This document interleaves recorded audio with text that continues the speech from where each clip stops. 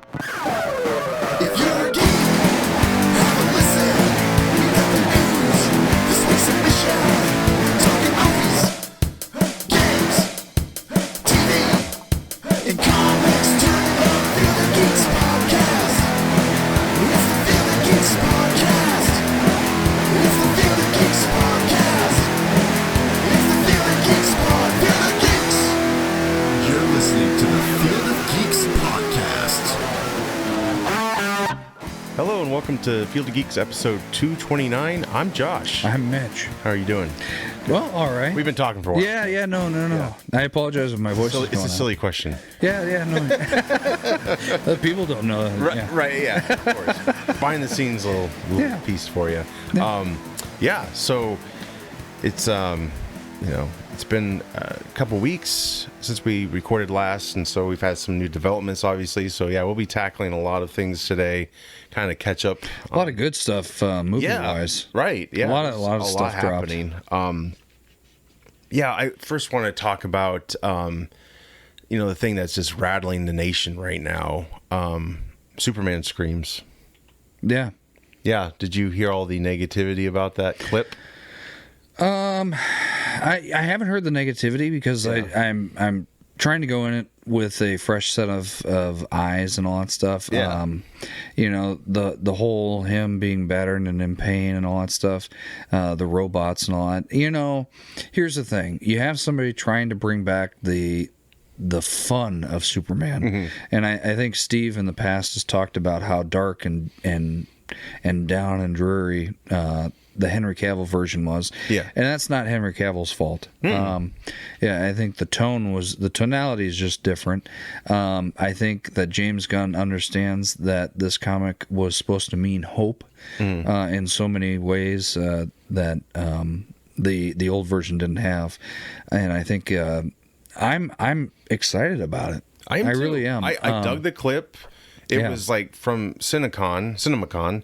Yeah. It was like 5 minutes almost. It was a lot more than I thought. Yeah. Yeah. I mean, most of it was kind of like the trailer again towards the end there, but the whole beginning scene, I dug it. And then afterwards, of course, you get, we have like many factions of nerds now. Some are just total haters. Others are like, great, love it, and there's more too, but it seemed like the negative ones were really on it, and they just couldn't get over him screaming as he's healing. And I figured, well, whoever did this to him was the same, had the same amount of power. Well, now, granted, he's an alien, right? Yeah, but I think anybody who is getting fixed, because he's got superpowers. We know that the sun heals him. Yeah. If you've got broken, when they go off the list of all the things that are broken, punctured lung, right, broken bones, even Logan when he gets hurt or something like that, he winces, he screams, right? Why can't you have him be in pain while he's healing? Exactly. Yeah. There's no Novocaine. He's not knocked out. He's not given any painkillers. It's just pure sunlight. It makes it more real about the sun rays and how they had to amplify them to get to him. Like, I loved all of that, and I loved Crypto. That was like jarring when he was just pouncing on him. But if you're a dog owner, they do that. Yeah.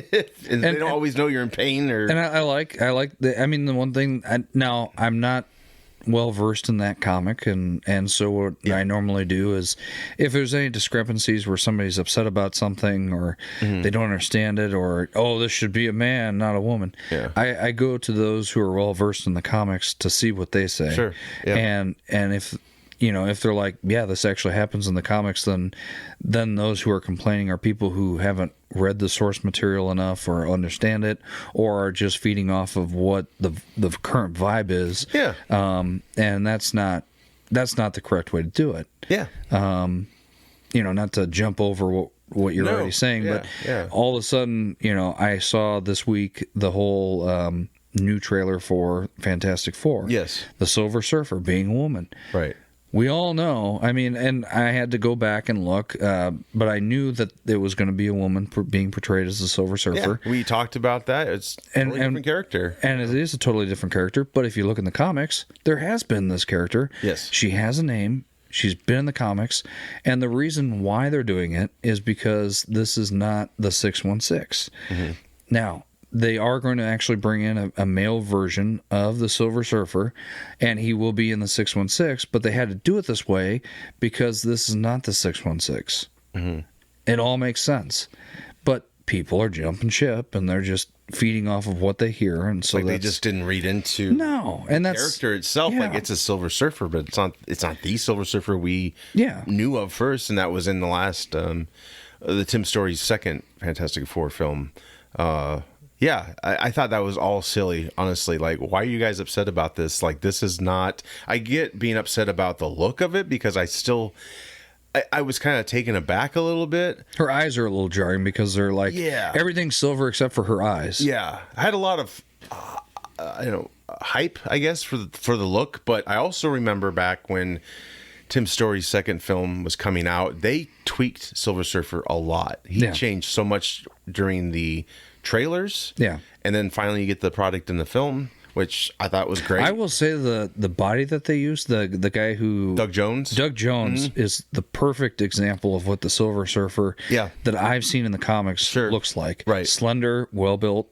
I mean, not to go off and say, I mean, that's that to me. And then I loved the voice that they used, Lawrence Fishburne, which was great. I didn't have any problems with it. It was just, it's just... They didn't utilize him enough or show his powers. Or that he does fight back. You got a good taste, and they left it open for him to return with that end credit scene. But you have, a lot of outrage, and some of it's, justifiable, but the whole thing with Superman and Silver Surfer, I think, are just silly. Like, I dug the tech in Superman. It was something new. And to go back to what you were saying about the Snyder Superman, I think all of us still starved for that Christopher Reeve-esque Superman world. And we never fully got more of that because it went downhill so quickly. And of course, his injury in real life, hurt him from doing other ones. Not to say he was going to, but Returns tried to do that.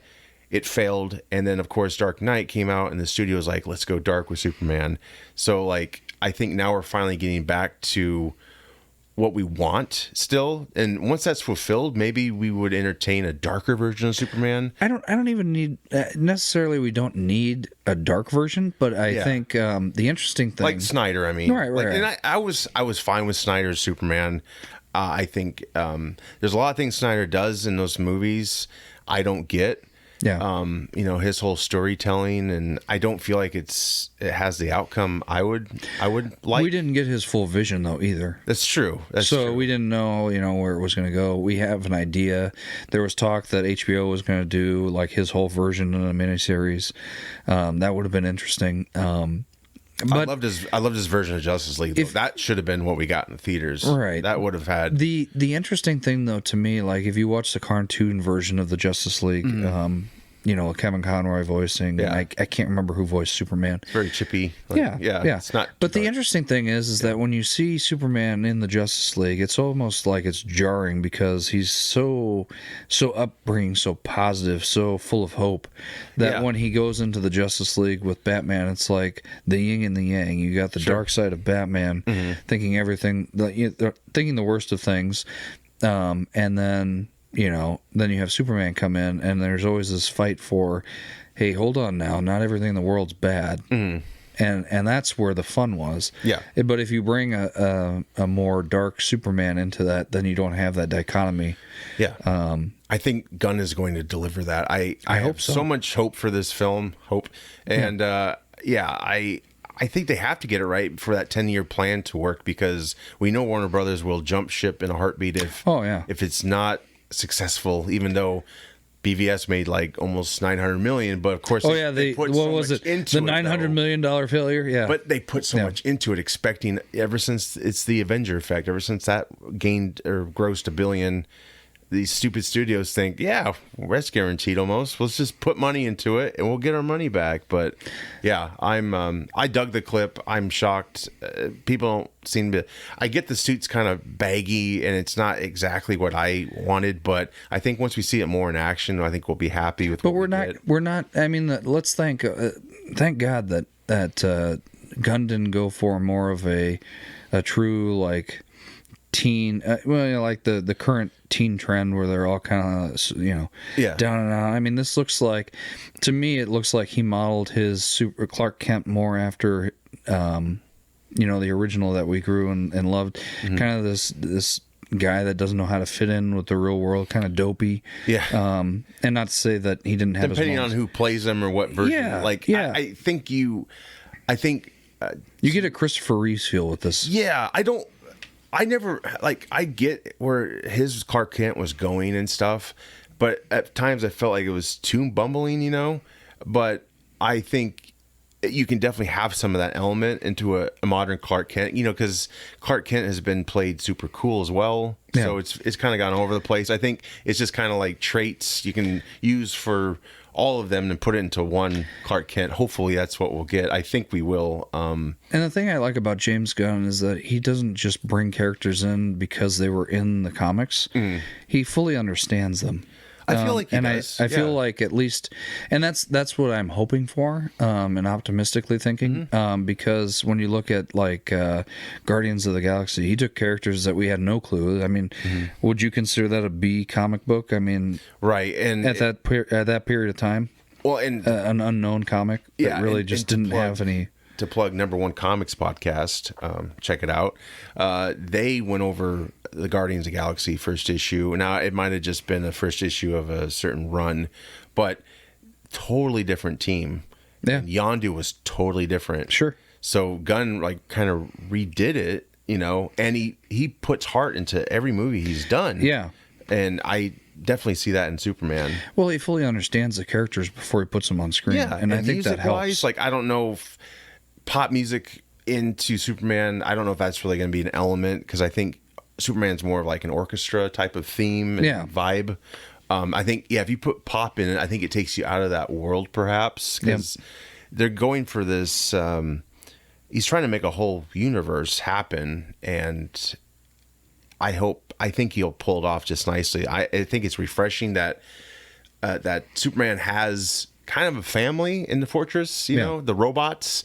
It does, kind of take that lonely element out of it, but still. But he adds humor where humor needs to be. Yeah, and I've heard additional footage. They despise crypto. Like they're not. The robots aren't fans of crypto because he's. Really? I guess he trashed the fortress or something fun like that. But the fortress. Let's talk about that.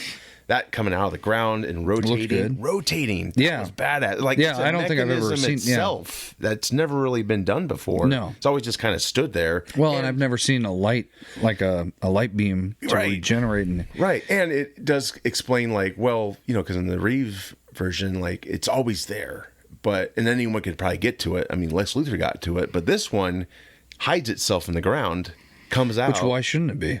It's really, I dug it a lot, and I dug the banter between the robots. Yeah. And it's going to make you feel for at least one of them, I think, gets killed. We see there's something. A still of him mourning one. So I think... hopefully it's not 12. Yeah, right? That was the new one, right? Yeah. Well, he talked to me. He talked to me. I love the design. I love the capes. I mean, I dig all of it. I think we need to just get back to still have realism, but not be so worried about, if things look a little goofy, I'm saying, it's just embrace this world. As long as the writing's good, who gives a shit? Guy Gardner's hair is ridiculous, but Guy Gardner, that's kind of hard, but that's true to the character, I guess. True to the character. I never expected that much hair. I expected a smaller, it's a bowl cut. It is, but it's it's like frogy. Bad bowl. It's huge. Yeah, it's ridiculous. But I don't know. But Nathan Fillion, to me, he seems like he could pull that off. Yeah, because he's just. Yeah, he can do great voice work. He's a great actor, and James Gunn absolutely loves the guy. I mean, he he'll works stick with him a lot of the same actors. Yeah, you got. I don't know if Michael Rooker's in this one or not. I in the beginning when they were casting, I thought he would have been a cool Perry White. Rooker, but I dig Wendell Pierce. He's a great guy. Is he the guy that plays the T, the one that has the T on his face or something like that? I can't remember that character's name. No, you're talking about it's like an H or something. It looks like a T. He's all in black. He's the black guy, but he's got a T that covers his eyes and his mouth. You're talking about Mr. Fantastic. I think. Is that who that is? Wait, no, it can't be Mr. Fantastic No. because we have a Mr. Fantastic. Who is that? Yeah, and then is it Hawkman or Hawkgirl that they have in there? They have Hawkgirl. Okay. And I can't remember the guy's name, but yeah, it all looks cool. There's like a team going on there in the background. I hear that we're going to have a small cameo with Kara Zor-El, which is going to be great. Yes. Supergirl. Yeah. Which they're filming that now. So yeah, we'll get into that a little bit later. But yeah, is it Mr. Terrific? I think it's Mr. Terrific. I like the Yeah, casting. because it's T. It's a T on his face. Mr. Terrific. I'm pretty sure that's what his name is. Yes, you are absolutely right. Mr. Terrific. Yep. And he's got some sort of force shield or something like that. Yeah, that yeah. And I love that actor. He was in X-Men First Class. He played the mutant that adapted to everything. Oh, really? What was his name called? At least we have Sean Gunn in there. So we're going to get a little carryover from Guardians, but that's okay. Yes, Sean Gunn is... Who is he playing again? Max Lordwell. Okay. I don't know who that is in the comics. Well, Pedro Pascal played Maxwell Lord in Wonder Woman 84. I think that's the same character. Oh, is it? I think it could be good, but it can be better. Yeah, yeah. Yeah, exactly. That's good callback. Yeah. I think that's the movie I'm going to get rid of. 84? Yeah. Did you like it? I was let down, and as I looked at reviews... Tonality change. There was too much change. The trailer looked great, but yeah. In the first Wonder Woman, it was great because it was a little darker, but it was the first time that we've ever seen comics talk about World War I. Yeah. And that was cool. You always go to 2 because you have Captain America. Yeah. It was really fun, and that was a cool scene. 84 could have been cool, but there's just so much dumb shit in it that doesn't make sense, you know? Yeah. Yeah, it's just weird. I was let down by that one. Yeah, and it wasn't any of the actors' faults or the actors. And I thought Kristen Wiig was fine. I didn't like the Kristen Wiig can play she's a very good actress. good. Yeah. And they always just use seemed- that stupid nerd trope with these villains. You know, she's kind of a nerdy girl, and they did the same for Electro and Spider-Man, and they're just It only worked in Batman 2 when Michelle Pfeiffer was Catwoman. Oh, that's the only time I've ever seen it work. Where maybe they've used that trope ever since. Because almost every villain is a dork, and then they get powers and they become evil as fuck. And that's how they do all of them. Can we at least say that Electro in No Way Home was badass? Yeah, they fixed his whole thing. Yeah, and and everybody was just like, okay, yeah. We were just like, I accept it. Yeah. I mean the yellow electric stuff made it more like the comics. Yeah, that was far out for Amazing Spider-Man. Dude, that was so cool. Yeah, so cool. But yeah, Superman's coming out July 11th, so I'm still pumped. I think it's going to be something special. That whole month, you have 3 big movies coming out. You also have Fantastic Four, and you have Jurassic Park. Whatever. What's Reborn? It called? Yeah, I don't know about that one. Maybe I'll towards the opening, I'll dig it more. But what they said was this: that David Koepp, I think is, and if I'm pronouncing that correctly, wrote the screenplay for this, and he wrote the original screenplay for the first Jurassic Park. Oh. Okay. Because apparently Spielberg asked, hey, would you like to write it again? Sure. And so there's some things that I've heard that are in this movie that they wanted to put in the first one, but they couldn't because of just the technicality of it all, the graphics that they could do at the time and all that. And so they couldn't get it done. I think one of them's the rafting scene. Which is in the book. Sure. It's one of those rare things, like I've actually read the book instead of watching the movie first. So someone told me in junior high, I believe, The Lost World, I think it was the Lost World book, that Sam Jackson's character survived and had like a robotic arm. Did you ever hear about that? Yeah, I read, and that book was written, I think, specifically for the second movie. It wasn't like he wrote it on its own, so then they made another one. Oh, okay. So that did not happen. That's not how Lost World was. No, and Hammond surviving in the first movie never should have happened. Right. Because they had to escape, but they also had to climb a mountain.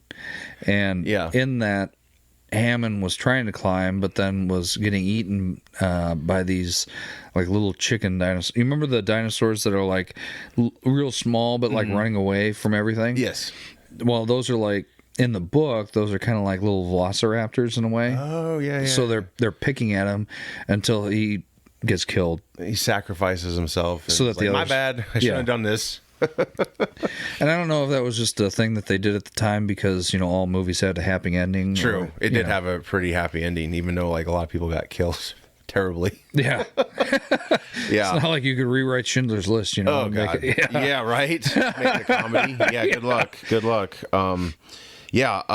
Currently at the box office, we have this monstrosity hit in Minecraft movie, which it's kind of piqued my interest to go see it now. I don't know if I will, but it's interesting. It didn't look good. It didn't look good. I think it's popular right now because everybody was hating the new Snow White. Like like if we touched on that today, that would be interesting. But Rachel Ziegler hasn't really done herself any justice with this movie, right? And I get it. What's funny is that if you notice all the backlash on her, and then you go to these streaming services, you'll notice all these movies that have her in it are now starting to pop up. So like Y2K she was in, which is now actually kind of good. Yeah, it doesn't look too bad. What was it? The movie that really got her this role? Shazam. Fury of the Gods. Was she in that? She was in that. Yeah. No way. And I thought she was a great actress. Yeah. It's just like, if you want to be an activist and you're employed by a huge company, sadly, you got to watch what you say. You can, maybe after the movie comes out, then that's when you need to go in on it. But I don't know. I think there's a period of time where you need to just shut up. Well, I hate to say it because everybody has a voice and everybody has a right to speak their own mind. Yeah. However, everybody else has a right to take what they get from you too, and speak freedom their own of speech. Mind. Yeah, but you're not freedom. It's not freedom of no consequences. So right. Yeah, I think that's very well said. And she come off as kind of cocky. Activism aside, she kind of came off as a like a little immature person. They didn't do Snow White any services because they really rewrote the whole thing. Yeah. So everybody that grew up with Snow White knew that she was a queen, and then Prince Charming came along and all that stuff, and so there's a lot of history already within that, and then they go and change it and they CGI. Like, have you seen the original stills of what the dwarfs were supposed to look like? No, but I've heard about it. So first they had the actual dwarfs as live people, but they weren't small. And some of them were like 6 feet tall and like towering over. That's kind of what they did for Snow White and Huntsman, I believe. Brad Williams, the comedian, was on a podcast I listened to, and he kind of was like, they should have jobs. So I'm not sure. I do remember the time Peter Dinklage put that op-ed piece, or it was probably an interview, and I kind of didn't understand what he was trying to say, like whether you should or you shouldn't. But yeah, it's one of those, like, sadly that movie would have employed a lot of, little people. Yeah.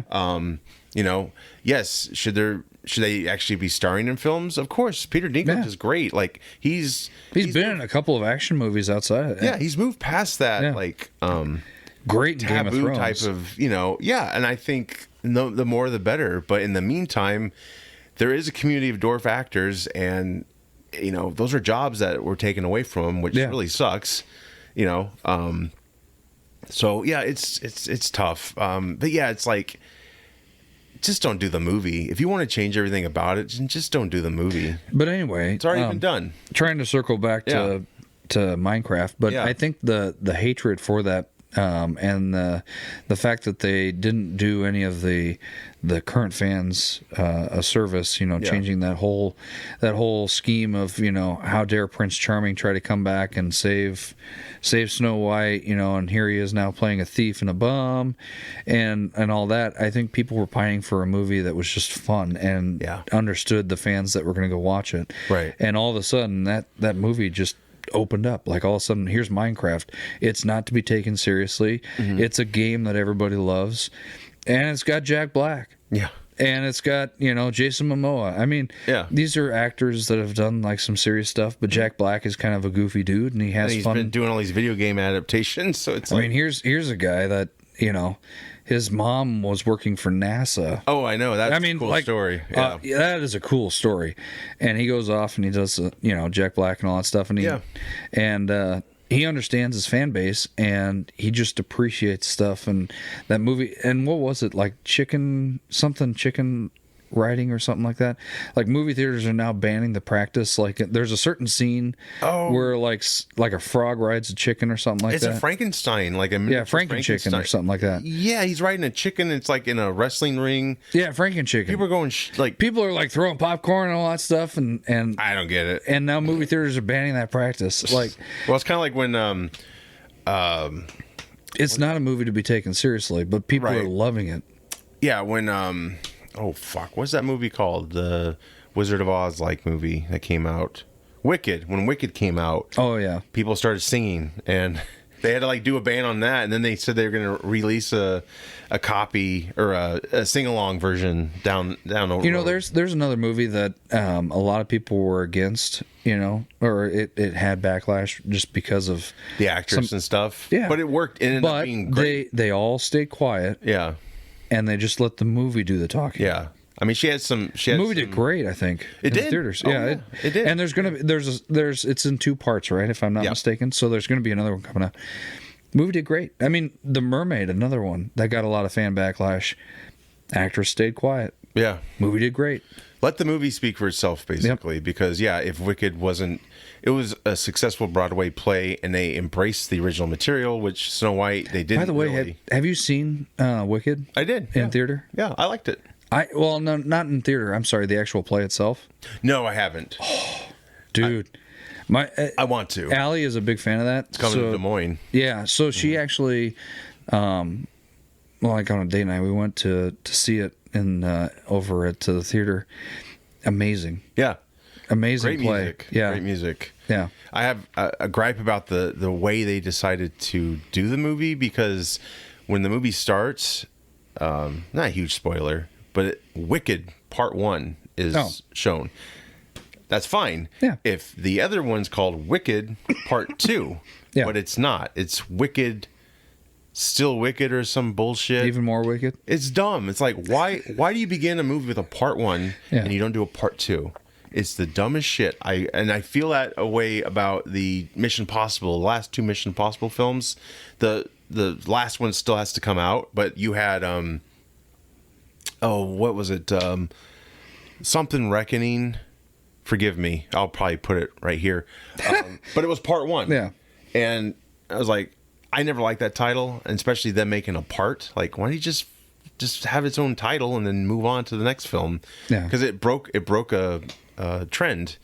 And so this new one's called The Final Reckoning, but the artwork on the last film still says Part 1. Oh, sure. So it's like, I'd rather own a copy when they take that Part 1 off of it, because it was going to have a Part 1 and 2, but then I thought it was supposed to be in 2 parts. Was it not? Well, it's kind of on its own. It sets up the other part, but it's kind of a standalone, you could say, in a way. But yeah, it's just frustrating. I know it's a little gripe, about these titles, but it doesn't mean the movie's terrible or anything like that. I think it's kind of silly. It's like, and he's what, 50 something now? Cruise? And he's still... I think he might be 60 now. Is he? I think so. I don't care. That guy is doing his own action scenes and all that stuff. Outside of his religious beliefs and all that stuff. Yeah. Right. I've gotten past that. I mean, the movies are fun to watch. If you just look at him as an entertainer, he's great. I just recently watched the Reacher films that he was in, the 1 and 2. Yeah. Amazing. I love the first one. The second one felt like a TV movie for some reason. Well, and that's maybe why they went TV. Went to the series? Yeah, went to the series. I think that fizzled out. That first one's great, though. That car chase, that was awesome. Yeah, Cruise definitely doing his own stunts with the car, and he wants to entertain you, and he wants the movie experience to be something special, and he's definitely a huge backer of cinemas, going to the cinemas, and he makes movies that are worth seeing in the cinema. So he definitely, that's his artistry, and good thing on him for when he was at CinemaCon. He had a moment of silence for Val Kilmer, so that was really. He seems like a humble dude, but yeah. Yeah, it's just stupid little gripes about the titles, but I'm excited. That's, of course, that's coming out this summer, I believe. Mission Impossible. I think it is. Remember that was a TV show? Oh, yeah. Yep. And then they made it into a movie, and then they kind of went 90s with it. Like early 2000s, they went campy. Yeah. And then after like 9/11 happened, it got serious. And that's when it feels like it really took off, because after 2, it was just like, bad. Really? 2 was like, that's still hard to watch. Like, it's aged poorly. The first one I think is still pretty good because it's Brian De Palma. He had Emilio Estevez in it. That's neat. But yeah, then you get to 3 was a breath of fresh air, but Ghost Protocols, I feel, when it really got kicked into high gear, and then you had Rogue Nation after that, I believe. Well, I feel like you had some action movies that came out that kind of turned the direction of Mission Impossible, like John Wick. I mean, it showed that you could have these like an entire movie with nothing but action in it and still be extremely good. Yeah. And that was right up Tom Cruise's alley, and I think he saw that and was just like, "Why aren't we doing this?" Right. Yeah, he had like Chris McQuarrie. He came on board, I think, and that's when it took a turn for the better. And the Bourne movies, I mean, there was a lot of things that changed. I think helped change the direction of Mission Impossible. That made I'm sure, so much. Because you had a big gap between 2 and 3, so they had time to like really refocus. I think what they were trying to do. But yeah, it's been a hell of a run. So I think they could probably keep it going. He just won't be a part of it. Yeah. Which, But who would you get to replace him? I mean, I don't know. I mean, I think at one point they were trying to hand it down to Jeremy Renner, and that didn't work out so well. But I think there's no hard feelings. I believe he'd come back if they wanted him to. But yeah, I don't know. I think we still got quite a good franchise to feast off of until they decide to do another one down the road. I'm sure they'll take a little break. Maybe not. Depends on the box office, of course. But. Well, it's kind of like James Bond. It seems like whenever they change actors, they take a few years off and then feel the temperature of the audience and then introduce something new. Now, the only thing that worries me about that is now Amazon has control of it. Amy Pascal, too. I'm not happy about that at all. She's behind Craven and the other Marvel offshoots that just did not work out. Well, though, whenever something, I mean, that may just not be the right fit. Maybe. And maybe this is. Maybe it is. Hopefully. I'll be optimistic. I want Bond to be successful, and I want it to get back to escapism versus this mopey, hero. It's like, enough. We've examined the shit out of this. He's not Jason Bourne. This is a different character. Let's just get back to having some fun. I think that's what we all want to do. And also coming out this weekend, of course, is Sinners, which I do want to see. It's a new Ryan Coogler film. Okay. So it's like Michael B. Jordan plays like a twin. Oh yeah, I've seen a preview for that. The bootleg era. Looks really good. It does, and it looks like it's got a real From Dusk Till Dawn vibe to it. Yeah. So I'm interested to see how that'll be. If it'll be much different from that, if they're just fighting to get out of there and they escape, or if it's got another twist to it. That's got to be a tough movie to do. I mean, for an actor to play a twin and have to think on your feet. I mean, for one thing, it's one thing to be, okay, I'm going to be this actor in this movie. Yeah, right. Now I got to be two people with two different mindsets. Right. Yeah. Yeah. I mean, it has to be well written in the first part in order for it to work. It looks like it's crafted really well, and I'm sure the techniques have gotten easier to like play a double of yourself. But it also looks like it was 80s or maybe like it's like Prohibition era. The Prohibition, 30s, right? yeah, I think and that intrigues me because that whole Prohibition era has never been really fleshed out a lot in movies. I mean, they talk about it, but from the gangster point of view, right? Or bootlegging, but this is like you put vampires in this shit, like it's a whole new experience. It's gonna be even though it's totally fictional, but or not. Super Unknown, maybe we'll tackle that. I mean, Abraham Lincoln Vampire Hunter was pretty badass. Right? Yeah, I did like that movie. That's a movie that Allie did not want to see, but then once she saw it, she was like, "Okay, that was cool." Him wielding the axe and stuff. Like, it's fantastical fiction. It's just but there's some truth in that stuff. Like you heard about Abraham Lincoln's like weird strength that he had, right? I think, there was. So he was. What was it? He was either in Congress or he was just about to become president. And there is a story where he actually, with his two fingers, held out an axe like this, and was able to hold it straight. And people were like, how do you have that strength? Because he was just a string bean of a man. And, you know, right. The whole chopping down a tree, though, like that. That was Washington, though, right? No, well. That was George Washington. He never told a lie. Even though I don't think that came true. Like, he didn't really chop down a cherry tree and no. sorry about it. No, but Lincoln had some crazy strength, and I think he was a wrestler at one point. Oh, really? Or a boxer, and was That's all he did in Congress back then. The guy had a record, though. I mean, if you look at it historically, Lincoln, I think, was like 30-0. Like, he never lost. Wow. He was a badass. Right. And then he had like no schooling and became a lawyer and was really good at that. Yeah. Yeah, his whole history is just... Spielberg's movie didn't cover that. No. Well, Spielberg's movie was basically around the Civil War and the Emancipation. Yeah, but that probably gave way for the Vampire Hunter movie to be made. Like, those are kind of fun elements. Like, you could definitely, if they haven't done it already, definitely have fun with like Teddy Roosevelt or some shit. Yeah. You know, going after werewolves or something. Yeah. Or Bigfoot. Right. That would be fun. That whole series, that whole book is amazing, though. You know, Mom dies not from a disease, but from poisoned milk and all that stuff. Yeah. Really? Yeah. Wow. Yeah, he's an intriguing character. Thunderbolts. What do you think about this film? Is it? Have you always been on board to see it since it? You know, it's or the trailer came out, teaser. I'm hearing it's testing very well. I'm hearing good tests about it. I think it's fun because it's taken a lot of those like side characters and put them in a group together to interact. Like Suicide Squad, sort of, but you had the characters exist in film before. Yeah, most of them. Like you have at least one film. What is that? The Captain America. Yeah, Red and then Guardian. He becomes U.S. agent. Oh, that dude. Yeah. Yep. Which is great. You've got the lady that was in the second Ant-Man. Ghost. Which they healed her, so I don't know how she's able to phase in and out like she did in the... Yeah, but anyway, she does. Then you've got... Maybe she can control it better. That's probably... that's probably it. Yeah. And then you've got... Taskmaster. Then you have... She's a woman now in the figure because... Yeah. Not saying anything bad about that, but they totally redid that. They had to have with the Black Widow film. Yeah. Because it was a man's body. And then you can kind of tell the reveal was kind of CG-esque, you know? Like it was a last minute, like, we got to change it. Right. So I've heard that character...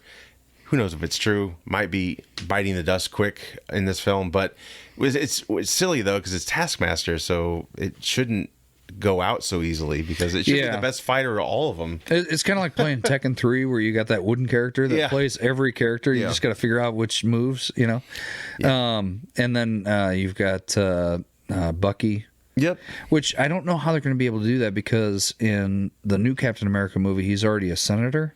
So is he going to relinquish that? Is he, or is he running to be a senator? No, he's already running. A senator by that time. Oh, okay. Which it feels really weird in the movie because you get a small cameo of him in there where it doesn't really feel like... It was thrown in, though. That's why. The Captain America one, it was thrown in, yeah. Okay, I was wondering about that. Because they reshot that to death. Yeah. Changed it up. Still, I thought it was a great movie. Yeah, I mean, I liked it. It still made money. Good popcorn but I don't flick. know if it made as much as, you know, they put into it. Probably not. I'd like to see where it would have been New World Order. What the view would have been. Oh, right. Yeah. Yeah, Instead definitely the leader would have been better, I think, because I think originally he was more like the leader from the comics instead of this like Frankenstein grotesque creature. Didn't it look like Brainiac from Green Lantern? It was just very kind of, you know, gross. I don't know, the whole brain exposing and stuff. It's like, why did we go this route? Like some of it was cool, but it didn't feel like the leader, you know. But that, you know, that was kind of a hit, so that's good. But yeah, Bucky, you know, they showed the Thunderbolts, you know, like the first teaser, the first trailer. He's in session or he's in the audience at like some hearing that Julia Louis-Dreyfus is like, you know, being questioned, her character. Yeah, so maybe he'll lose his status as a senator at the end of this film. I don't know. I think a lot of this is just going to be them kind of finding their role in life, and you know they've had some hardships and some hard times, so they all get together. And it may have a little bit of Suicide Squad feel to it. Yeah, but I'm way, hearing it's yeah, but I think it's going to be fun. Yeah, I think it's going to be these guys kind of down on their luck and finding their own purpose. Yeah, for sure. Within the Marvel universe. I think it will hit every note. Hopefully, it seems like it's been crafted well, and the actors seem to.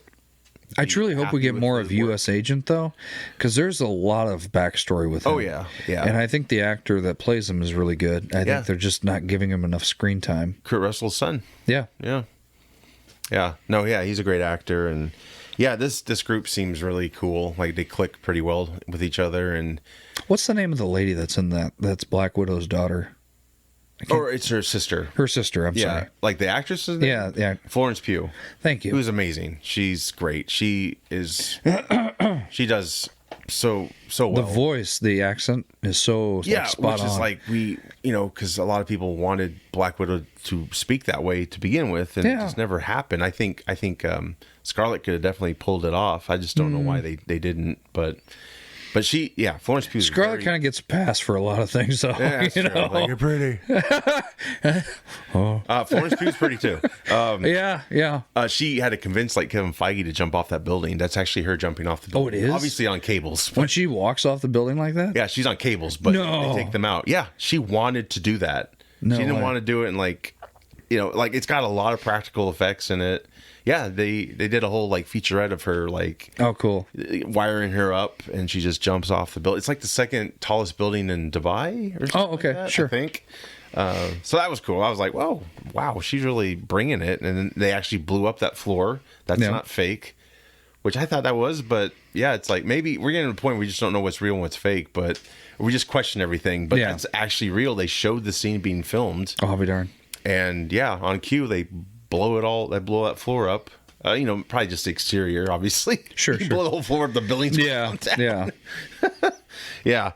But I'm really looking forward to it. May 2nd, it's coming up.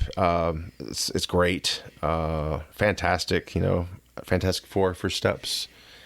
We got a huge trailer. The last trailer was a teaser. I was surprised we got so much information in that. Yeah, and man. It seemed like they should have left the secret that she was pregnant.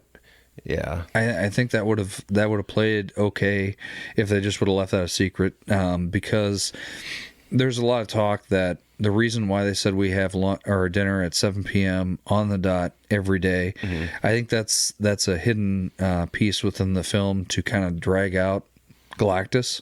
And there's some thoughts on that. The Silver Surfer, we all know, follows Galactus around, has a kind of a life debt, I guess. Does his bidding or something like that. And all that stuff. And we already touched on the fact that, the reason why it's a lady, but, there's that. I did like that we get a little bit more scene with that and the Human Torch, where he chases her. Which it really mimics Tim Story's second film. Yeah, it does in that way. I like that. There's a part, and I don't know if many people have caught on, where he's just like, I shouldn't have done that. I opened up a lot of worms, or I opened up a lot of worlds. Yeah, for their journey into space. Yeah. Yeah, and I think at the end of the movie we're going to see, and the thing that I've been hearing is that there's a pivotal scene within the film that Screen Rant, I guess, was on set that day, and when they're doing something, it has to overload the systems, and they believe now, what I'm hearing is that rips the thread in the time continuum where the multiverse opens up. Sure. And then that allows the Fantastic Four to now enter into the 616 by accidentally overloading the systems, and that's the reason why that happens. But then, at the end, when they see that giant electrical cloud coming towards them, they're checking their watches, and I think that's because they said at 7 p.m. every day we have, dinner and all that stuff. So I think there's some thought process into all that, but it's going to be definitely interesting. Yeah, I'm looking forward to the movie. It definitely. Me too. Yeah. The soundtrack is what gets me every single time. Is just how fun it is. Well, and you brought up an interesting point before we recorded, saying this might be truly the first Disney Marvel. Yeah, if you were to say what's a Disney Marvel movie, that soundtrack is it.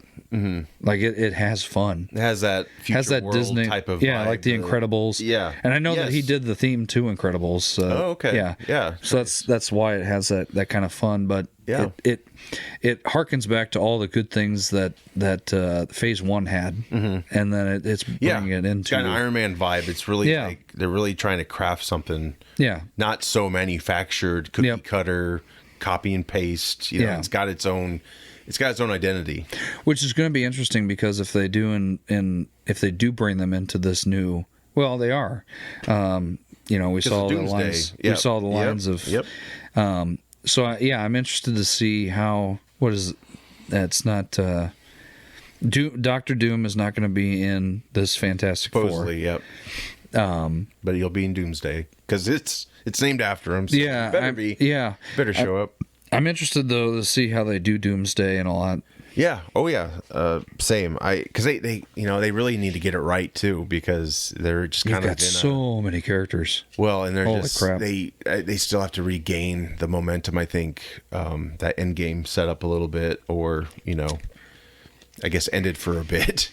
Yeah. Hence Endgame, but yeah. Hopefully this is a nice return. You got the Russos back. Which gives me hope because I think the Russos understand how to do it. Yeah, how to have that many big names in a movie. Well, gosh, you had Winter Soldier, Civil War, and the 2 Avenger films they did. Didn't Civil War feel like Avengers 2.0? It did. Or like 2.1. It wasn't as much like Captain America. No, it definitely wasn't. But you did have him with Bucky. It was a stretch. It was a stretch. I don't know if it should have been called Captain America. It should have just been called Civil War. But historians probably would have showed up to that movie being disappointed. Yeah.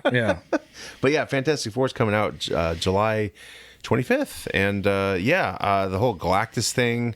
It makes me feel like that world will be destroyed or damaged pretty badly. He's like that end credit to the trailer. He's walking through the streets. And that's the cool part is that Galactus is as big as a planet, and then he can shrink himself down. Yes. And I think we're going to see that. It's better than a cloud. Yeah, and I like the fact that instead of just having him CGI, they actually use practical effects and an actual human to play Galactus. So that's why his face seems so human. Mm-hmm.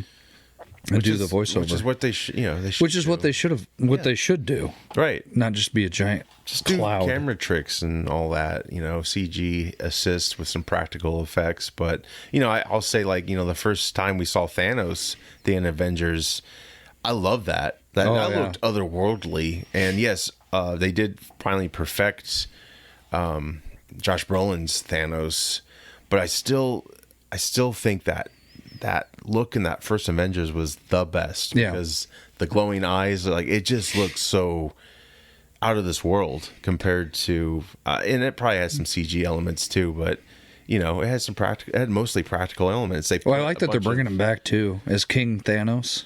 Are they? Yeah.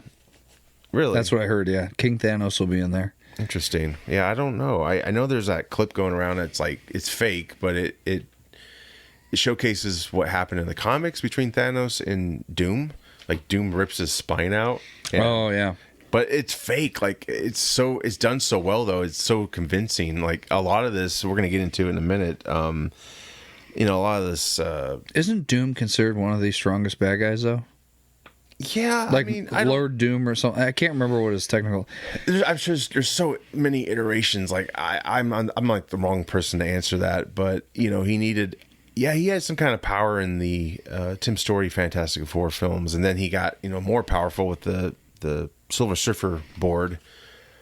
But yeah, I don't know. There's a point in which he becomes the most powerful bad guy, right? And he goes up to Thanos and just rips out. Yeah, that's in the comic. Yeah, and he rips someone out his actually spine. took that and made it happen, and it looks legit. It's crazy. I mean that would real, be. But I mean, it's not Marvel real.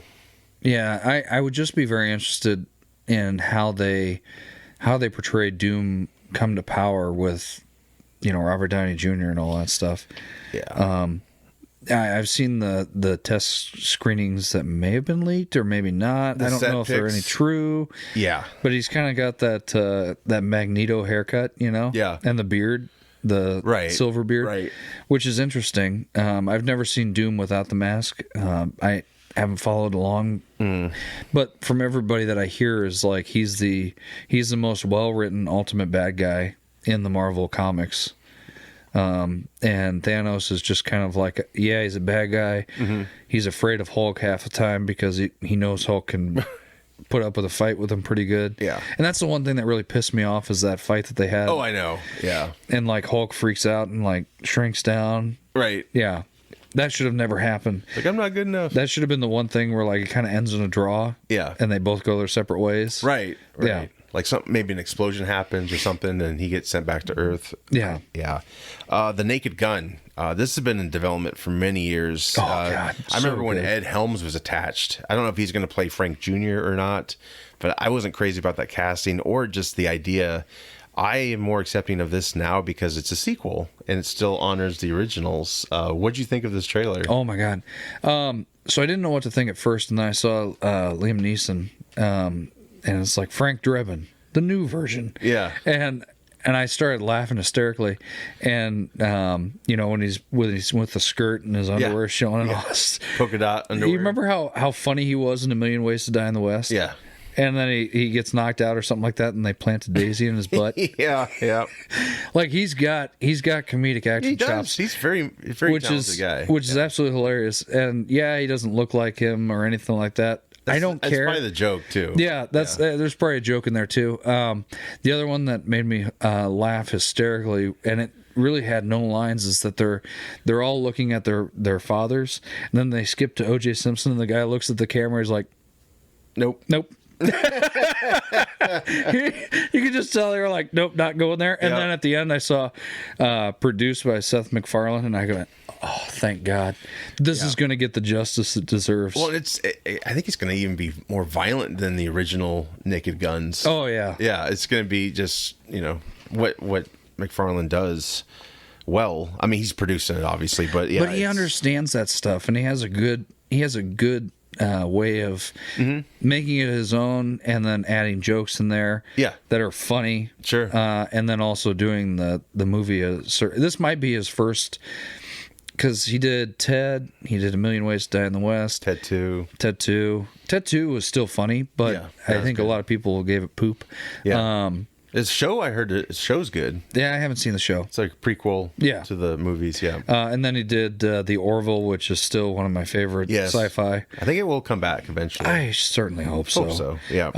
But this one might be his first remake of a series that was ever done. Yeah. I mean, it's quite a following, this whole franchise. You had the 3 films Leslie Nielsen starred in, really made him a household name. He played it serious. That was the whole fun of it. And it just happened to be in that crazy world, slapstick and I was, when I first saw it, I thought, oh, this is a parody. This isn't real. Yeah. And then I watched it all the way through, and I was laughing my butt off. So then I went to YouTube. Yeah. And I was just expecting, like, why are you making a sequel? Why are you doing this? Yeah. And it was all, I love the last joke. I can't wait to see this now. Yeah. And yeah. It's a lot better than I thought it was going to be. And again, I'm glad it's embracing the other films, or, it's like a continuation. But yeah, you had the Zucker brothers who made those films. There's a whole team of them that made them, It would be great to see if they put in some of the extras that were in the originals. Like Weird Al would be funny to have come in, or something like that. Phil Donahue. Can't do Phil anymore. Yeah, that's true. That would be a miracle. Yeah, Unless he filmed a cameo before he passed. But yeah, I hope that they have those little internal monologue thoughts they did. Like I'm in a midget in the urinal. I was going to have to stay on my toes. And he's like, in breasts that say, "Hey, look at these." Nice beaver. Thanks, I just had it stuffed. Just the way he delivered a line, so serious. But it was all slapstick. Yeah. Yep, exactly. Yeah. Leslie Nielsen, or Liam Neeson. Liam Neeson's going to do a good job. And I love the other characters. They're all children of the previous generation. Yeah. That's funny.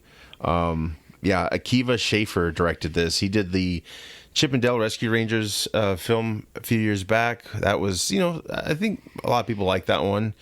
and he directed some Brooklyn Nine-Nine, SNL shorts. He's also one of the members of the Lonely Island Boys.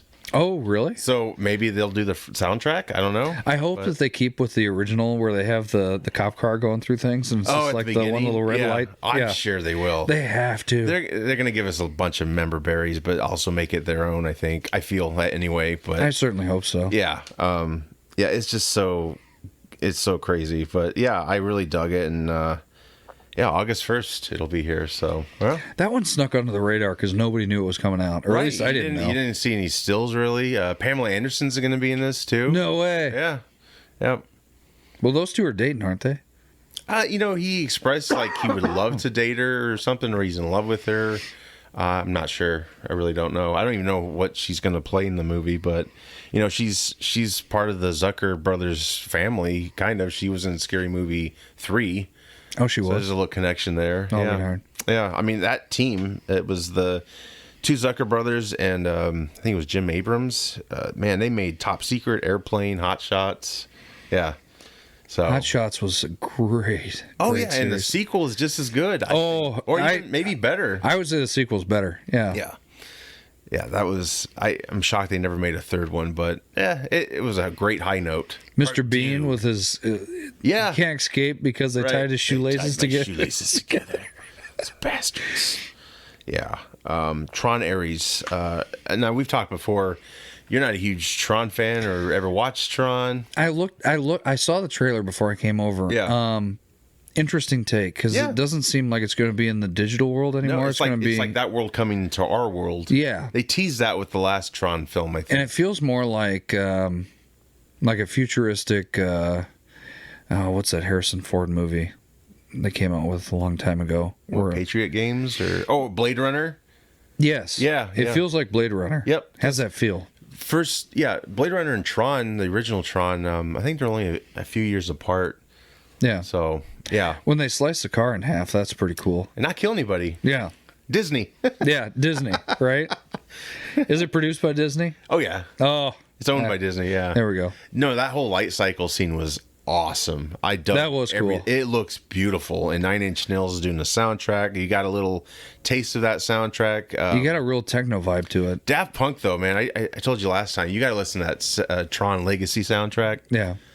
Great soundtrack. It's awesome, and they did that. And so I was bummed at first they weren't coming back, but so far it's similar, but it's I think it's got even more techno into it. Just the one piece of music we got, but yeah, man, I'm excited. This is coming out October 10th, and I think this is what people have been longing for, just to have the worlds collide and embrace more of like newer technology, if you will, and Jeff Bridges is back, so of course that's gonna be great. I don't know if Bruce Boxleitner is. He is Tron, so I hope so. Yeah, hope he's coming back. I once again, what's his face? Jared Leto. Yeah, I was going to say anything of his appearance. Okay, I was going to say, was that Jared Leto in there? Yes. Okay. He plays Ares, which is the artificial intelligence, I think, who's trying to remake the world. But it's one of my gripes. Again, it's like, dude, can you change your look a little bit? Like, you're just playing yourself. It looks like it's like I put my hair in a ponytail. Like, he's so different. I don't know. I just get annoyed by that shit. Maybe it's just I'm old. I don't know. More morbid time. I guess so. Set pics. We were talking about this a little bit ago with Dr. Doom. Bad news, according to... Well, actually, you know what? It's most likely a fake. Good. But they're not... It's kind of like not 100% confirmed, but someone actually did say that it's most likely a fake.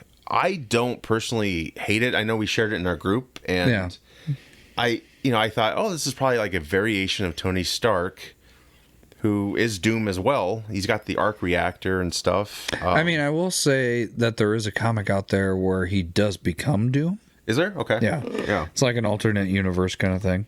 I don't know much about it, though. Yeah. And then, of course, you got... I don't know if this is real either, but Yeah. Oh, yeah, that was confirmed fake as well. Was it? Yeah, because they said in the next picture that they posted that Magneto had a beard and that wasn't real.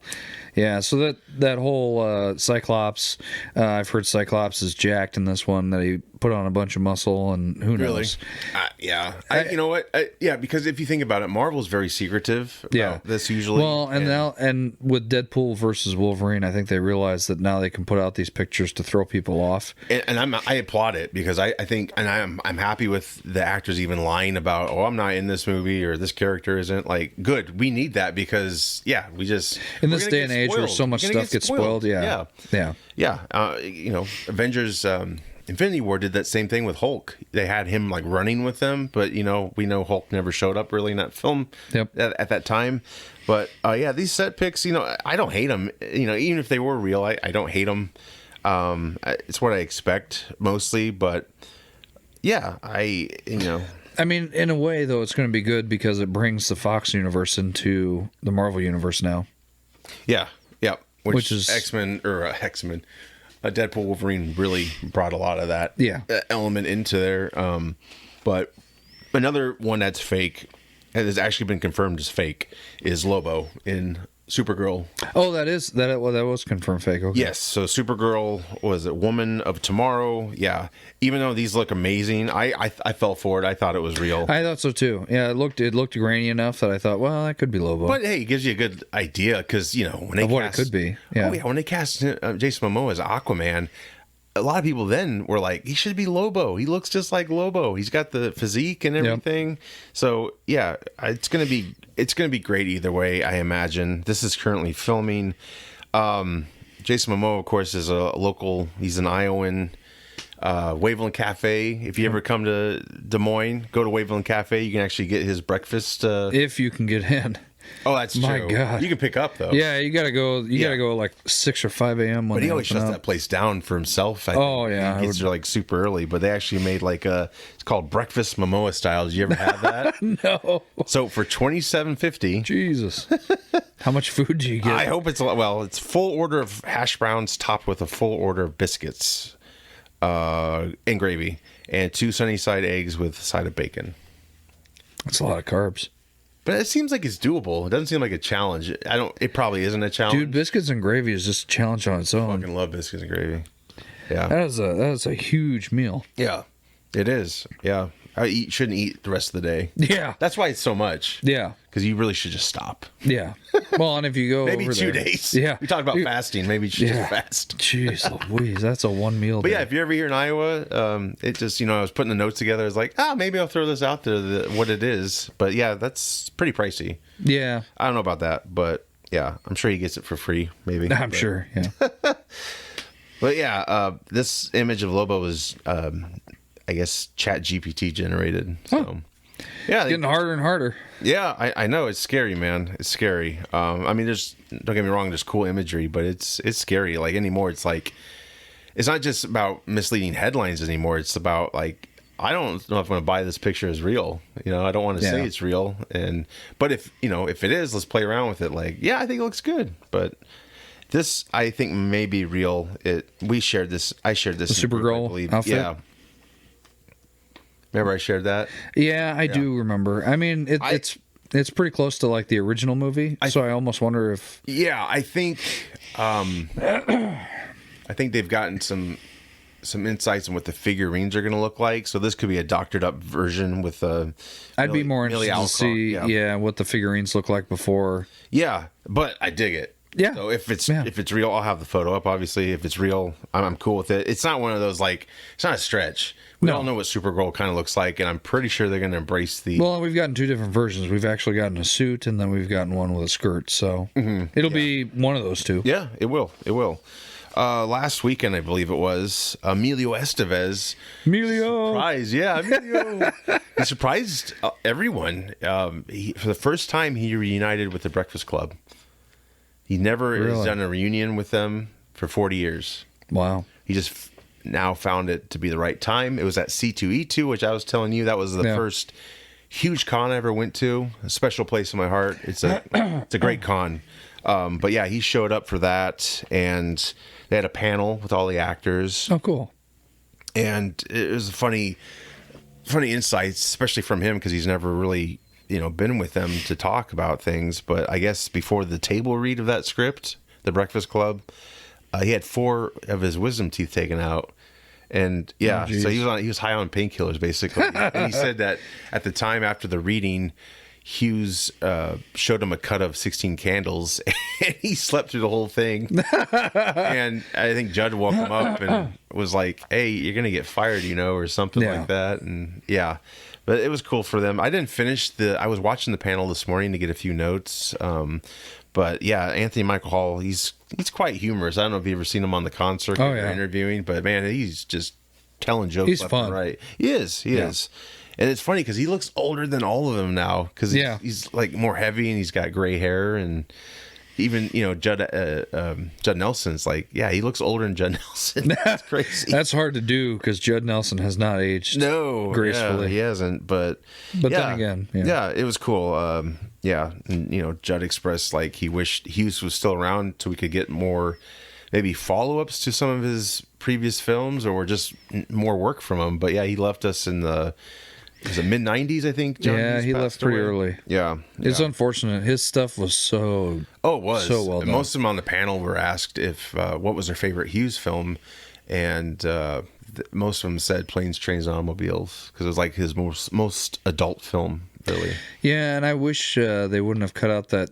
So you probably saw that segment that they did with what's his face, talking about how John Candy had this long script as to why he was just hanging around with people and all that stuff, and he goes, Steve Martin. Oh. And Steve Martin actually took out the thing, and he goes, well, I won't read it all, and I wish he did. Yeah. But he's just like, it was a whole line, like a whole paragraph of why he was, grifting onto him, and how he had lost his wife, and how hard that was for him, and they cut it out until like the very end piece, and he goes, here I am standing right next to John Candy, who's a comedian, and I'm bawling my eyes out, and I'm trying to keep a straight face, and I can't do it. Right. And he delivers this most pivotal line and all that stuff, and he goes, you could just tell it came from the heart. Yeah. It was just the most amazing thing, and they cut it out. Yeah, I mean, I wish they would have added that. Back in, like maybe there might be a director's cut out there. I thought maybe they released an unrated or extended cut or whatever, but the state trooper that pulls him over, I guess he had more scenes too. Oh, sure. So hands him the credit card that's all burnt up in the wash. Emilio actually also had a one-on-one interview as well. He has written scripts for Mighty Ducks 4 and Maximum Overdrive 2. He got bored during the actors' strike, basically. Oh, sure. His ideas sound amazing. Of course, he's approached the owners of those franchises. They're not interested. Yeah. So that's too bad. Didn't he write the script for Ted or something like that? Remember that? Where Emilio basically went bankrupt almost while he was writing it. So it was a whole leading up to Ted Kennedy's assassination. Oh, you're talking about Bobby? Bobby. Okay. Thank you. Yeah. I haven't seen that film. I saw that movie and it was really good. Yeah. Really good. Yeah, he had a big cast in it. Yeah. But yeah, that's the one thing that he said he spent a large part of his life working on. Yeah, he's very very talented, and I wish studios would give him more money to make his movies. He usually makes them on a shoestring budget, but they've been pretty good. I don't know if you've ever seen The Way. That's a good one. He did that maybe 20 years ago now, but that was really good. His father starred in that film, and he did one about him in a library. Forgot what that one was, but I definitely want to check that out. There was Bobby I need to see. Yeah, Maximum Overdrive I need to see. And even though it's a terrible film, he even admits to it. And Stephen King, he said, wrote him a letter after that film, because I guess he was high on coke and drinking a lot. Yeah, it was notoriously bad production. It was bad, but he said in his script for Maximum Overdrive 2, he said this movie's good. The other one's not. Yeah. It's too bad he doesn't have the rights, or the people with the rights don't want to pursue it. But Mighty Ducks 4, he was in that Mighty Ducks Game Changer for one season. Yeah. It was all right, but it's just a shame. Maybe from this interview, it'll maybe pique more interest. Maybe fans will start writing in. Or Mighty Ducks was just a great. It was. And Mighty Ducks 1 and 2 were great. Yeah. They were, and the whole thing behind his name Estevez is very special because his father changed his name to Sheen back in the day, and even his first name probably too. And so, Emilio wanted to keep Estevez. Yeah. Because that's me. And and that's the interesting thing. Like Charlie Sheen, and then you've got his dad, Martin Sheen. Yep. Which is funny. And yeah. the whole reason why he changed his last name was just due to the timing and era that he came in to start him. Late 50s. Where there weren't a lot of, what is that? Not Mexican, but like Spanish sounding names just weren't really getting much traction. So he had to change it so that he would get more parts. And he changed his full name. Yeah. Because he's like Ramon, I think. Yeah, it's something. Yeah. It's definitely something very. Yep. Very Mexican or Spanish sounding. Yes, and so Emilio wanted to just keep his name, and his father supported him. He's like, "Don't do what I do.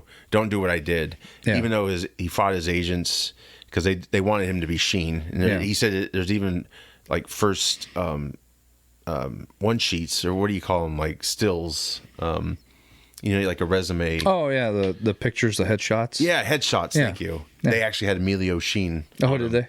And he just didn't like it, so he fought, and I think isn't it weird how they don't even? I mean, they look alike, but it's weird. They don't look Spanish, right? In yeah, that, and in that regard. That was the other reasoning with the agents change his name. Like you don't look that way. Yeah. You don't look like a Spaniard or whatever. Like Freddie Prinze Jr., his dad looks. Yeah. Yep. Right. He doesn't.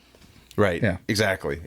Which shouldn't make any difference. No, it shouldn't. But Estevez really wanted to prove them wrong, because another thing they said was, "You'll never see this be a career path, top of the billing in a film, in the credits." Estevez, it just wouldn't. And he's like, "All right, mission." To Emilio's credit, though, he did one of the best spoof knockoffs with Loaded Weapon. Loaded Weapon 1, freaking hilarious. Yep.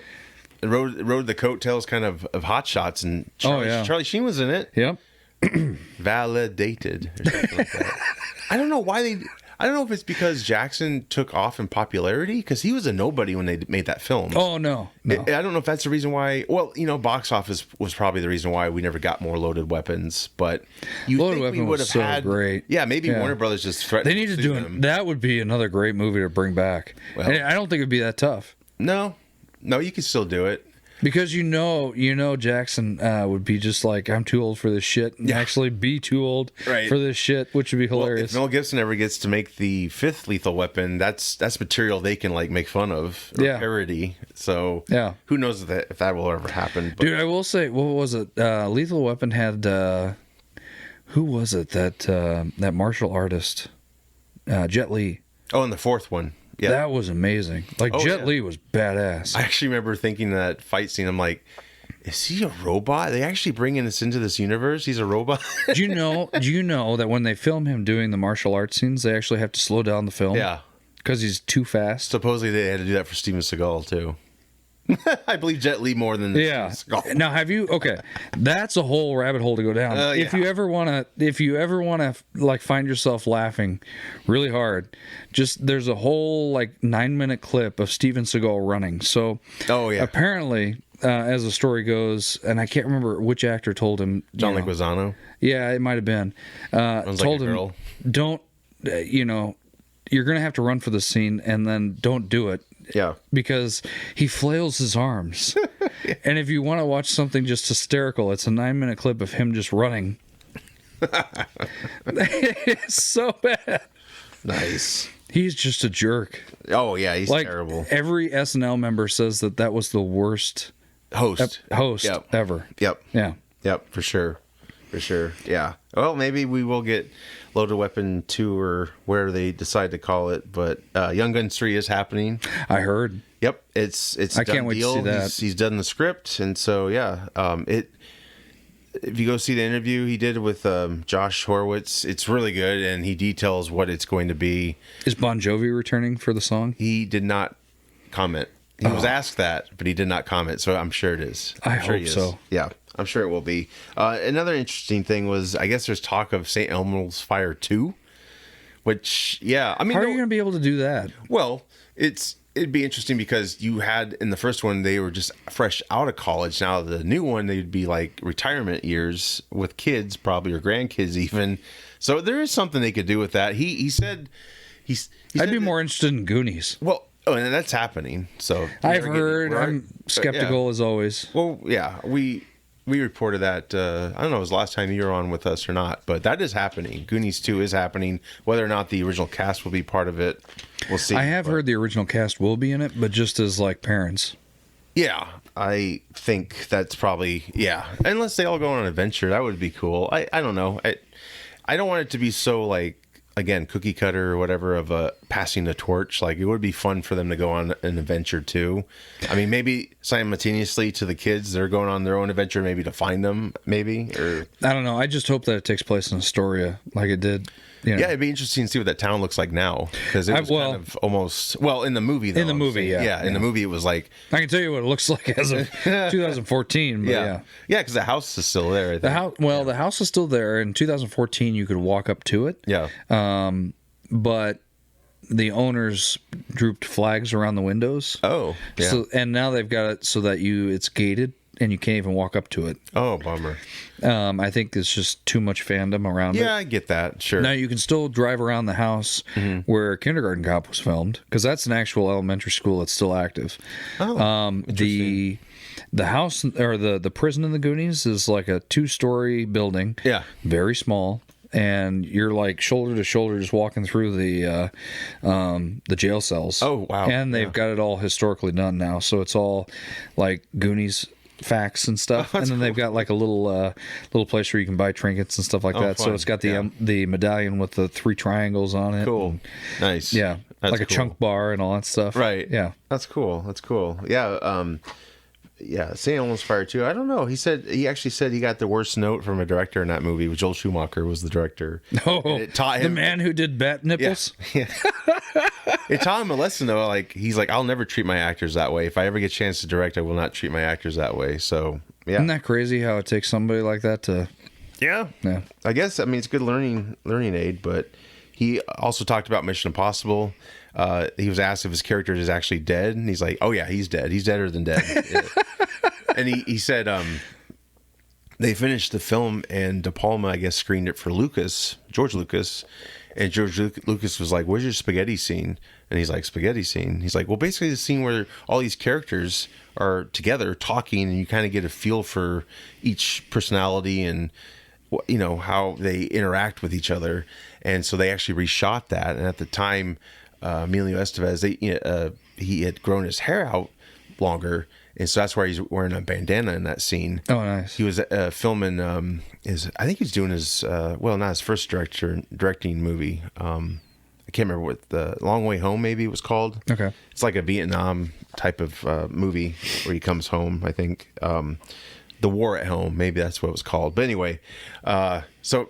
Thanks to Lucas, we got that scene, which is the first scene in the movie of all of them talking and together and stuff. So I thought that was really interesting because I think Lucas gets a lot of shit thrown at him, but he does. But he's talented. He understands movie logic a lot. Yeah, he does, and movie theory. So he understands where things need to be placed. He's not a bad director because he's done a lot of good things, but I think he gets shat on a lot just from Star Wars fans. Oh, sure. Yeah. And the problem is with Star Wars, there's so much fan interpretation that if he comes out with a movie that's just not quite what the fans wanted, they shit all over him. But remember, he's like the god of Star Wars. He's the guy who creates these things. Yeah. So if this is what he thinks is canon, then they should just take it as such. Yeah. Now, granted... Yeah, the first episode of Star Wars 1 was not good. But, here we are. Yeah. No, there's, younger generations definitely love those prequels. The opposite of most of us. I was watching The Big Bang, and it's funny because they all said, can we just skip episode 1? Just go on to 2. I never liked the dialogue in those films, but that's because there's that one dialogue scene where he goes, "I hate sand." Well, it just gets up all. He had yes actors basically too. Harrison Ford told him when he did the original Star Wars trilogy or whatever, like, you can write this shit, but I'm not saying it or something like that. Yeah. Like, it doesn't sound. That's because he wasn't that big of a guy, a director at that point. So people were like, yeah, perhaps. And Harrison Ford just kind of always had that, like, yeah, whatever. Because I mean, he was just a carpenter at that time. He was like a failed actor, kind of. And for him to do that and to say that, that's pretty ballsy, you know. Because he wanted to be killed off, even, like, I think in the second. That's why he finally got killed off. Yeah, I think that was probably like, hey, I'll be in the movie, but you're killing me. But speaking of Star Wars, celebration's happening right now in Japan. They've announced Star Wars Starfighter, which is a Sean Levy film. He did the Deadpool Wolverine and Free Guy. It's going to star Ryan Gosling. It's currently in the works. It's going to be out May 28th, 2027, if that doesn't change. But it's set 5 years after The Rise of Skywalker, and there'll be all new characters, and they start shooting in the fall. So not much really to say about it, but Ryan Gosling, like, I loved, not Free Guy. Deadpool Wolverine? No, his movie he did last year that bombed, which was surprising because it was awesome. Fall Guy. Oh, yeah. That's a good movie. Fall Guy. Now, what's the one where they're in like a game or something like that? Is that Free Guy? Yes. Okay. That's Ryan Reynolds. Yeah. Yep. That was a great movie. Yeah, it was really good. Yeah. And he and Reynolds worked so well together. That's, I think, how they got teamed up for the last Deadpool film. Yeah. Which was a huge success. So, yeah, this Starfighter thing looks pretty good. I mean, you can't really tell. He just got the title, but Ryan Gosling, yeah, and the director, sure, sign me up. I'm excited about that. I guess they have like 6 other films in development. Lucasfilm. I don't know if they'll ever see the light of day. They change it all the time. Why don't they get a sign off, or why didn't he write in the contract that he would have kind of a interaction or Lucas, you're talking about? Yeah, why didn't? And I get it. He's been so engrossed in that. I think that he's ready to hand it off. I get it. I think what he was guaranteed was they would look at his ideas, and they didn't really do anything with the ideas. So yeah, he probably should have adjusted that a little bit more. But was that with the whole thing where it's just, who was that lady that was in there that South Park made fun of? Kathleen Kennedy. Yeah, was that her fault? You think? Probably. Yeah, I don't know. She, I don't think she ever had that much control before, and yeah, I don't know. It's too bad that. I don't know. I want to be happy with all the Star Wars stuff, but there's only been a few things that really been like awesome. So here's a question for you: Steven Spielberg and George Lucas. Out of those two, who's the better director? Well, Spielberg's made a lot more films.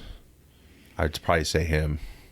Okay. Now, as a visionary, Lucas is more of that because ILM and all the shit they did. Yeah, and he also came up with the idea of Indiana Jones. Yes. Yeah. And then Spielberg ran with it. He's the idea guy, yeah. Yeah, I think he's the idea guy. Yeah. But, I mean, to his credit, he did dream up Star Wars. I mean... Yeah, and we're still talking about it. Yeah. Yeah. What was that one movie, his first movie, like... THX 1138? Yeah. I actually bought that. Have you ever seen it? Oh, yeah. Robert Duvall's in it. It's any good? Trippy. Yeah, I like it. It's very intricate, It's kind of like, it's got a Kubrick vibe to it. It was actually made out of, he had a student film, which was the same concept, and then he got money to make it a feature film. Oh, okay. So it's cool. The behind the scenes, they show you, I think, some of that student film, but no, it's a good movie. It really is. It's very, very deep and dark. It's got like a 1984 vibe to it. Mm-hmm. Yeah, I haven't seen it in years, but I do own it, and yeah, it's pretty damn good. Like every movie he did was pretty good. I don't know. I mean, he directed all the Star Wars, obviously. That might have been about it. After that, I mean, after the prequels, especially. Well, don't forget he also did the one Marvel movie flop. Howard the Duck. He directed that? Really? Yep. That was his biggest disaster film ever. Which I think is funny because like it's got a cult following. Yep. Yeah, for sure. I absolutely love the movie. To me, it's like the perfect embodiment of 80s. Yeah, well, it's pretty damn adult when you have a duck with breasts, right? Like he's play duck, yeah. It's like, what the hell is this shit? A Marvel character. And then a little Animalia going on there. Oh God, yeah, right. It was perfect. To me, that's a funny movie. Yeah, I liked it. Yeah, I need to revisit that for sure. especially if Marvel ever they have their own version of him now that it was teased in the Guardians films. And did Howard the Duck come before or after Roger Rabbit? I think before. I'm pretty sure. Okay. Yeah, especially creation-wise, because he was in a comic. He had a comic book, I believe. So that is technically, I believe, the first Marvel movie outside of Blade. Yeah. Oh, yeah, it could be. Because Blade was the first Marvel movie that made it big. Mm-hmm. Yep. And that paved the way for everything else. Right. Yep. For sure. Yeah. That's how you got X-Men and all that stuff. But also the Mandalorian and Grogu film. I hate that title. Again, maybe it's old. It may change. I hate shit. It's just a dumb title. I don't know. Well, what are you going to come up with? Mandalorian and Grogu. And Grogu. It's like middle-aged man and drinking buddy. Which that's supposed to be stupid. And drinking buddy. You remember that, right? No. You don't? No. Chris Farley was drinking buddy. Mike Myers was middle-aged man. It was an SNL skit. It was hilarious. Dude, I miss old SNL. Yeah. Oh, I know. But yeah, it's going to be directed by Jon Favreau. I'm excited about that because, man, he can really craft some good shit. Now, there's a guy that should really helm and flagship Star Wars. They've talked about that, but maybe he's not interested. I don't know. Who's maybe he's that? not so much of a yes. I'm sorry. They did tap somebody to replace Dave Kathleen Filoni, I think, is. Dave Filoni has done most of the Mandalorian stuff. Yeah. And I think he's got a good vision for Star Wars. Yeah, I don't know. I mean, they got to tread carefully because, they've had a few missteps. And Mandalorian doesn't feel like it has. No, I heard season 3 wasn't great. I haven't seen it. Yeah, I haven't either. I saw season 2, and then they fired that one lady, and I was like, all right. Then they hijacked Boba Fett series to give you like 2 episodes of The Mandalorian, which is dude, how badass was that in to see Boba Fett in The Mandalorian when he goes up into the starship and you see that concussion bomb? Oh yeah, that was a cool. That was a fan geek out moment. Yep, that was pretty badass. Yeah, I mean that was like electric guitar. I think Lucas had thrown in the. Is that what that was? I think that's what it is. That reverberation sound. Yeah, it's like vroom. Yeah, that was badass. Yeah, that was when you hear that. It had its moments. Yeah, but, overall it kind of missed its steps, in my opinion. And then that one lady from The Mandalorian has been huge traction. Mechanic? No, not the mechanic. Yeah, I know what you're talking Darjan or something like that. Kate Sackhoff. Yes. Yeah. Bo-Katan. Bo-Katan, yes. She was in what series before that was pretty big? Battlestar Galactica. Yeah. Yeah. Yep. Yeah, she's great. Yeah. I think that's highlights from The Mandalorian. Definitely, she's one of them. But yeah, I need to see season 3. I just kind of got tired of all the shows. But hopefully, this movie... Hopefully it's good. Pedro Pascal is in it. Of course, when he puts the helmet on, it's not him. It's like... His voice is just iconic, though. Yeah. It's very calming and very soothing. Right. And again, I don't like the whole... I think that's kind of a retcon, the whole Mandalorian. We never take our helmets off. Like, that makes no fucking sense. Like... It wasn't technically... I mean... Not to be taken literally, probably, but the way they conduct it, it's literally. I'm like, they kind of did a Judge Dredd thing with it. Like the judge never takes his helmet off. Yeah, I don't know. I mean, but in private, I get you can because he did it in private. But it's like in front of people. Maybe clarify that in front of people, don't take your helmet off. But in private, it's like you got to bathe, you got to shave, you got to eat. Yeah. Well, you're just gonna. I always love the set picture of what Boba Fett looked like in the 80s when they were making the third Star Wars movie, and he's in with Jabba the Hutt, and he has his helmet off. It was like at the end of a scene. It wasn't even in the movie. It was just like him talking to people. Oh, and they were just getting ready to start filming. Yeah. And he's like wearing these circular glasses, has a mustache, looks like a geeky dude. Yeah. And it's just like, that's not Boba Fett. Right. Yeah. Right. Yeah, and the funny thing is, Boba Fett's original look was all white. I don't know if you've ever seen that, but he was going to be thrown into Empire as like a variation of a stormtrooper, and they decided to go another route, and then they painted him and changed him up to a bounty hunter and all that. But yeah, his original look was all white. And, yeah, it's very interesting. But yeah, hopefully this. Sigourney Weaver, I guess, is going to be in this film. She's going to play a pilot, so that's kind of cool. Ripley is a pilot, X-wing pilot. Yeah. That's probably what I'm looking forward to the most. I mean, this Starfighter movie will probably be pretty damn cool if they let them do what they want to do, because usually it seems Kathleen Kennedy and others pull back or on their ideas. I still want to see the Duel, who made the Lego movie. I believe they did the Solo film, and supposedly it was so bad they like. Well, they tried to jump 21 Street it. And just like as they were going along up the movie. You're right. I don't know if it. Who knows? If and then Ron Howard had to get in there and finish it. It's not a terrible film. It's all right, but that does lead me to my other piece here. Maul, Shadow Lord. It's an animated Darth Maul series with Sam Witwer returning. He voiced Maul in the Clone Wars, Rebels, and Solo. Star Wars story. Takes place a year after the Clone Wars, and that's coming out 2026. So I do like this lore about Maul not dying in the Phantom Menace. I thought he was going to be Darth Vader of that franchise. You know? He was so badass looking, and when he gets cut in half, that's a funny thing. I didn't even see. I just saw him fall the first time. I didn't see him cut in half. Oh, didn't you? I remember talking to friends like, no, dude, he's dead. He got cut in half. Yeah, he went down the pit. Yeah. But he didn't. He didn't die. Hey, I was kind of disappointed how they treated Moff Gideon, too. Yeah. And then who was that Emperor that was all blue? He was supposed to be like Thrawn. Yeah. Yeah, he was supposed to be a worse guy than Vader was. Yeah, man. Like, there's actually a book on him. And he kind of took over the Empire, the Galactic Empire. Well, they got to do his character in the Clone Wars, I believe, or Rebels. Maybe it was Rebels, but I was so bummed because they got the actor to play him in the Ahsoka series, and that was really good. Yeah, I mean, I think that was the voice actor that played him. Yes, they had him actually become him, but the problem is he's aged now, and he's kind of like fat. Yeah, he's not supposed to look aged. He's supposed to be youthful and blue. That was kind of a let down. An imposing character, nonetheless. I mean, I like the cast of Ahsoka. Like a lot of these shows, I like the cast and everything.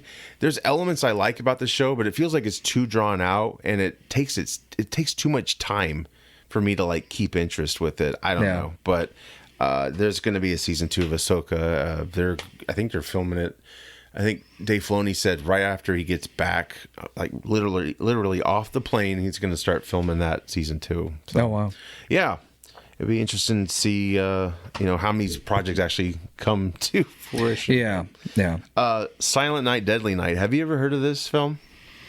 Yeah, I want to say I heard it a long time ago. I can't remember much. It's an 80s slasher franchise, really. Yeah. It's about a man who dresses as Santa and he punishes the naughty. Yes. People. Yes. Yep. There's actually a popular meme now from the second Silent Night, Garbage Day. You've seen that, right? Yeah. Yeah. That's what it's from. Yeah. Garbage Day. It's such a weird clip. It's even better if you watch the full length version. Oh yeah. Some guy's trying to jump a car or something like that, and he hooks the batteries up to the guy, and he gets fried. Right. And then he, are they going to use the same character? I think it might be a reboot, but the premise of this character is it's like as a young boy, this kid's parents got killed by a guy dressed as Santa. Yeah. He grows to be a killer himself, and he does the same thing, except he punishes naughty people, supposedly. Rowan Campbell, who was in Halloween Ends. Did you ever see Halloween Ends? No. Okay. Great actor, very menacing, and I don't want to give too much of Ends away, even though I probably could. People wouldn't care. Go see our review. It's out there. He's great for this. He's going to be the new slasher. And the dude it's perfect part, I think. I've never actually seen the Silent Night, Deadly Night series, but I remember years ago telling someone this person always tried to get together with their niece or something. They would watch like scary movies, and I told him like there actually is a Christmas scary movie, and he was like, "What?" It's like, "Yeah, it's a dude who dresses as Santa and he kills people." And he's like, "What?" He had no idea, and I've only seen it from like previews, so I didn't really see him myself. But I think this is cool to bring this franchise back. It's actually going to be distributed by Cineverse, who did the Terrifier franchise. Okay. So original producers are returning. Hopefully, we get some of those like corny phrases. It'd be interesting how they approach Garbage Day. Written and directed by Mike P. Nelson. He gave us Wrong Turn and VHS 85. Haven't seen those. Wrong Turn. Is that the one with... The Wrong Turn? No, I can't remember. No, that's you. No, wrong turn. Early Might be Sophia Bush is in that. I think early aughts maybe. Yeah. Yeah. Yeah. But yeah, the original franchise had 6 films in it, so I don't know if this will be a reboot, or it probably could be a reboot. I don't know if it'll be a remake, is what I'm saying. But more to come. I'm excited. I need to see the originals. I haven't seen any of them, like I said. Oh, it was Eliza Dushku and Jeremy Sisto. That's right. Yep. And those VHS movies are pretty popular as well. But yeah, I think that's pretty cool, man. Before we wrap things up here, do you have anything to any reviews or recommendations? No pressure. No. So I love the whole Righteous Gemstones. Oh, yeah. And so I found some more. Uncle Billy. Yeah, Uncle Billy. God, that whole entry theme of him is just that whistle that kind of. Oh, yeah. That every time I laugh when that whistle starts, because I know he's going to say something just ridiculously stupid, and just smile about it. You know. Yeah. I've watched. Now I've watched the entire Vice Principals. Oh yeah, I need to see that. Freaking hilarious. Now I'm on Eastbound and Down. Yeah, I haven't seen that at all. But I think that was the first show he did. Yeah, Danny McBride. Yeah. Danny McBride is one of those guys that you can tell he writes the stuff, because like all the actors say like some of the same phrases that he would say. Oh yeah, and you can just tell it's absolutely hilarious. So I'm on the first season of that right now. But watch Vice Principals. If you haven't seen Righteous Gemstones, you gotta watch that. Yeah, I think I started season 3, so I got to catch up. But yeah, me too. I dug it. I finally watched it because I saw clips and I was like, "What is this show about?" Uncle Billy Bobby. Yeah. Hilarious. Walton Goggins, man. He's like, just like Pedro Pascal, he's in everything now. Yeah, but he's so good. Oh, yeah. I think Pedro is too. Like his hairstyle is now becoming a thing because he's on that one show, The White Lotus. Yep. Right? Yeah. And I can't see him being a bad guy anymore. No, I mean, like after watching he was a good bad guy. Oh, yeah. I think, remember he was on that show, Justified? I never seen that show. It was really good. Yeah. He was a bad guy in Django Unchained. Yep. He was one of Leo's guys, The Plantation. Oh, wow. Very vicious I got to go back and watch that. Yeah. That was probably the last time maybe he was a villain. I haven't seen. Because he was also in that video game movie, the Atomic Bomb. Oh, Fallout. Yeah. Are they making more of those? Coming. Oh, yeah. Okay, good. Yep. No, he's awesome. He can really do no wrong right now. He's the only guy that I know that looks like a Walton. Like how many people do you know Sigourney, right? Yeah. Like you look at the guy and you're, that's Walton. Yeah. He's an Academy Award winner for writing, I believe. No kidding. Yeah. Do you remember Shanghai Noon? He was actually one of the henchmen. Really? That turned against Owen Wilson's character. Oh, sure. Yeah. He like let loose the logs on the train. And yeah. Just that stupid whistle every single time. Yeah, I know. Yeah, well, when he first was revealed in season 1 in the bathtub. Oh yeah, that's actually a 70-year-old stunt double. And it was. He was on Conan. And he's like, sure enough, before I know it, they found this guy. Yeah. Like, how do you even scout for that? Right. But they found this like dick double from Chicago, I think it was, because he's like, no, that's not me. Yeah. It's like, how do you scout for that? I have this wish in my head that he's just like the most nice, down to earth guy in the world. Yeah. I just don't know. But he's just so freaking funny. Yeah, he is. He's definitely, yeah. And then when he gets hit with lightning in the second season, and he almost dies.